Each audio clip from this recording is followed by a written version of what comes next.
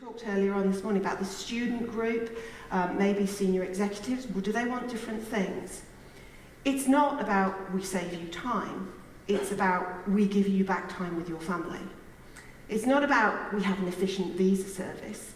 It's we get your staff working 3 days earlier. It's not about we can arrange your Wi-Fi. It's, we know you need to be contactable for those vital decisions. That's the kind of language. What is it that we can specialise in that hooks people in? And lastly, where can we specialise? What can we provide that Google can't? We talked briefly about Generation Y. Some of you will know that Generation Y, as they're called, they're our new breed of client. They're very internet savvy. They've travelled the world with smartphones and Google Maps. They book a hotel when they're in the airport. A lot of them have friends all over the world because they've built those up from travel connections, family, or being educated in the university with an awful lot of cross-cultural people. Who will they call for what? Christine mentioned this morning, maybe they'll call for legal services. Maybe the priority is getting them a phone contract because they need to be online. So I suppose my challenge to you as an outsider is, if we're going to grow and prosper as these guys get higher up in the organisations, we need to be providing more than what a good PA can do for them on the internet in a morning. Very good. Thank you very much. So we framed the discussion, and each of the presenters this morning is going to give us a perspective on that. And we would like to make this as open as possible and take questions, but let's plow through the opening part of the session this morning, and then we'll leave plenty of time for some interactive discussion, because I really would like to see us go away with some solutions, and not just solutions that on an individual level, but collectively, where this industry can start to push back on some of these things. Maybe there are some innovative ways in which we can find those solutions. So, Ursula, will you take us through a little bit of the history now, and in terms of how we got here, please? Thank you. Hello, everybody. I'm Ursula Glenn-Gunston. I've seen all of you before for quite a few years. I consider myself to be one of the dinosaurs, and I see a few more out there, okay? We were all there in the glorious 90s. Who has the zapper? We have that here. Thank you. Technology. One of the things we didn't really have that much of in the 90s, right? So, how did we get started? A lot of us, like me, weren't really relocation experts. We had lived abroad, we had that experience. We came home and we started to work on this ourselves. I started a company with a colleague, and what we did actually is we get our clients through the International Women's Club. I played bridge every Tuesday. She played tennis every Wednesday. We started off actually helping people free of charge. We'd help families coming in. I lived in a very expat intense area, and so it was very natural that someone would say, well, oh, so you speak English, and we have this new family coming in. Would you give them a call and help them? So that's really how I got started. And hands up, how many did the same? Anybody else here? There are quite a few of us. We're not wearing those big hats, but we still have the big handbags, right? Anyway, what we thought we had then and what we all have today is the global think, but the local knowledge, and that was what really got us started, made us very popular in the expat community. And all of a sudden I realized, my gosh, this was a profession. I took a degree in human resource management, started working for SAS, and eventually got my own company going together with a colleague. Language and communication skills, English was the language, but to be able to work in a country like Sweden, you actually also need Swedish, because we're not working only with expats, we're working with landlords, we're working with authorities and all this. You need to have the language skills there. Our customers, we didn't do, well, every now and then, we'd go out and ask to talk to somebody at the company. We were dumb enough to just go straight to the HR managers or the COs because we'd met them the week earlier at a party. Those were the good old days. That does not exist anymore, right? Face-to-face time was everything we did, and we provided quality outcome all the time. We knew that, these were our personal friends, and that was the way we did it. The glorious 90s, we were paid on time, was never an issue. We could bill whatever we wanted to that we thought was fair, and they would pay up straight, 10 days in very many cases. Now, what's happening? This is truly a profession today. When I joined Europe about 10 years ago, the goal was really to get in here and to get the experience and to share and to learn. And I've learned so much by being a part of the Eura family. Eura has done so much for us. Through the GQS, we now have qualified companies. We are certified, and it helps us tremendously when we're marketing towards our direct clients and also towards the RMCs that many of us work with today. We have the great programs in place like the MIM, which makes it easy for me to ensure that my trained people, my employees, are also trained. And it's also a great marketing source to say it's not just that I've had somebody who was in Hong Kong for 3 years, who's come home and wanted to share some of that we were doing in the 90s. It's more that we need to have people trained, and this is part of what we can sell when we meet our clients and the RMCs who are demanding more and more, not just lower prices, but actually better quality in the services that we deliver. Technology, come on. In the 90s, we had one laptop, stationary computer that we shared.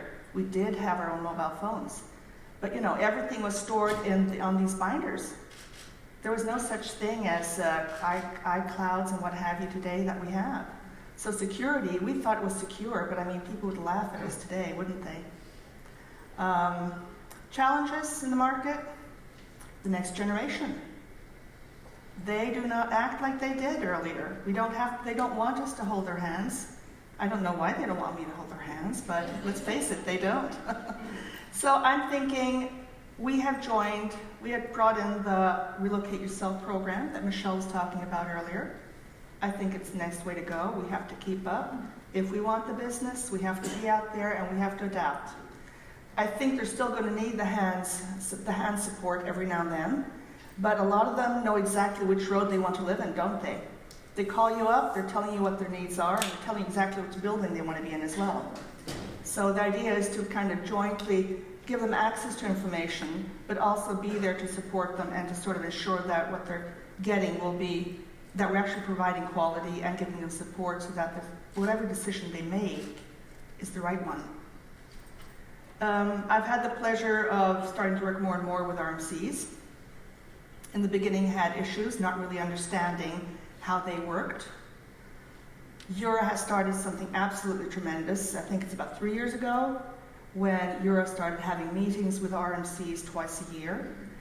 The idea behind it was really to get to a better understanding for each other, trying to get the RMCs to understand the DSPs and the issues and challenges that we have, as well as actually the reverse, trying to get us to understand where the RMCs are coming from and the challenges they have, because they actually do in regards to the big international clients that we try to help jointly. Then we have, of course, the making ends meet. Now this is where we have the big issues today, isn't it?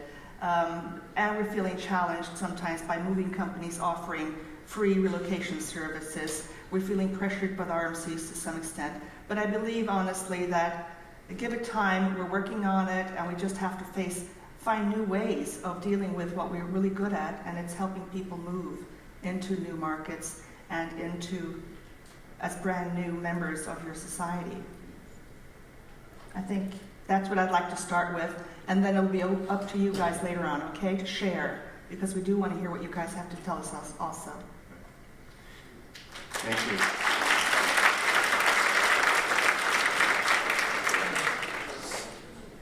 Leo, This is just the last little thing. As the dinosaurs, we still drink coffee, even the next generation, to keep it going. So do please take that into consideration. Thanks very much. Leo, would you take us through a little bit of, from your perspective and your part of the world, what's happening in this area? Absolutely. Thank you very much. Have you all had your lunch? This is a typical greeting at lunchtime in Thailand. You will not say, how do you do? How are you? You will say, have you had your lunch? Have you had your lunch? No. So you must be hungry. I will go through this pretty fast.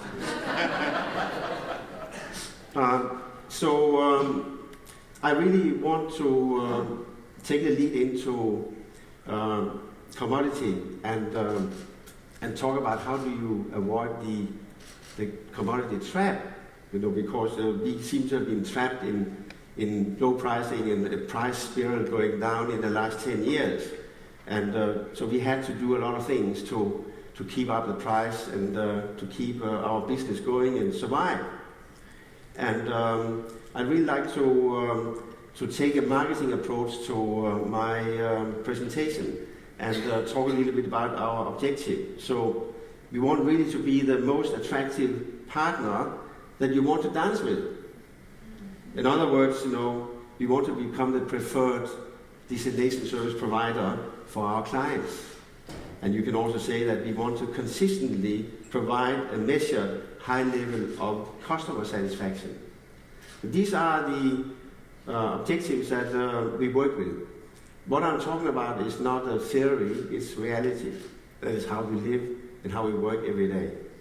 So when we move on to talking about the services that we provide, yes, it is a repeat of what others have said, but it is very important that to keep in mind that you are very focused on what you really are good at, because we can't be good at everything. So we think we are very good at providing destination services, and that's our core business. That's the mother of our services. And from that, we have expanded and provided now some complementary services like immigration services. It was customer driven. Customers wanted us to do it. They wanted us to provide furniture rentals. It's a service we provide now. And these are the core services that is all around relocation services. And I can say that Dean talked earlier on this morning about cultural training, and that's a service that we provide as well, in-house, and all our partners in Asia provide this service.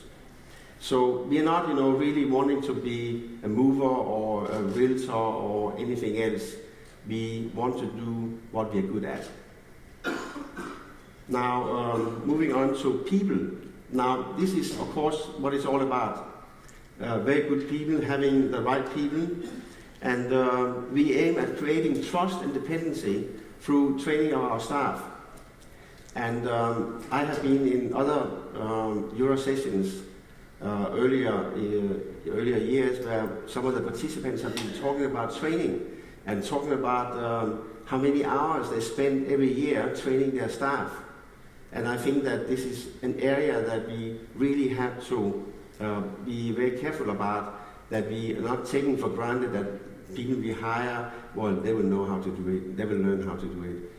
They will look at their role models, and they will pick it up. No, we have to be very systematic in how we are approaching training staff, not only the new recruits, but every